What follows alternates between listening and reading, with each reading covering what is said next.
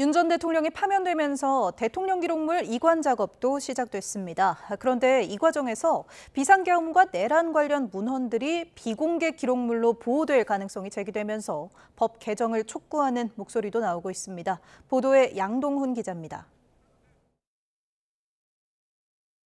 행정안전부 대통령 기록관은 윤 전 대통령 관련 대통령 기록물 이관 작업에 착수했습니다.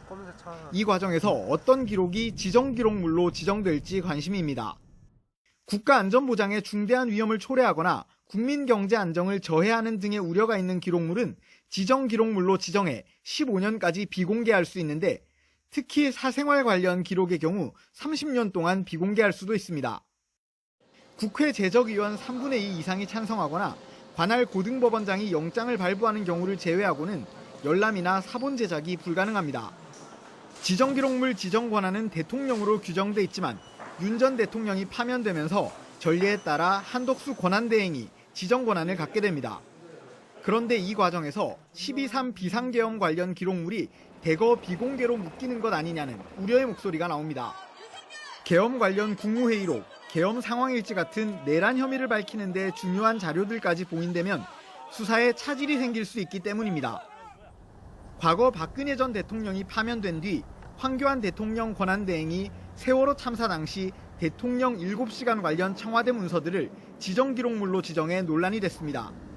이런 이유로 비상계엄 관련 문건은 지정기록물 예외로 해야 한다는 주장이 나옵니다.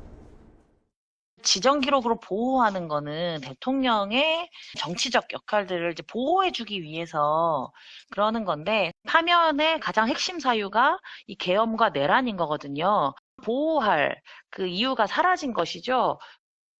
한 권한대행 역시 내란 혐의 수사를 받고 있는 만큼 대통령 기록물 지정 권한을 제한해야 한다는 주장도 있습니다.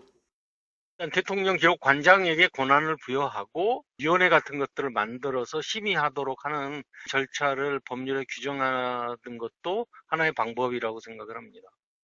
당장 시스템 개선이 어렵다면 한 권한대행 스스로 지정기록물 지정을 최소화해 비상계엄 사태의 진상을 투명하게 밝히는데 협조해야 한다는 요구도 나옵니다. YTN 양동훈입니다.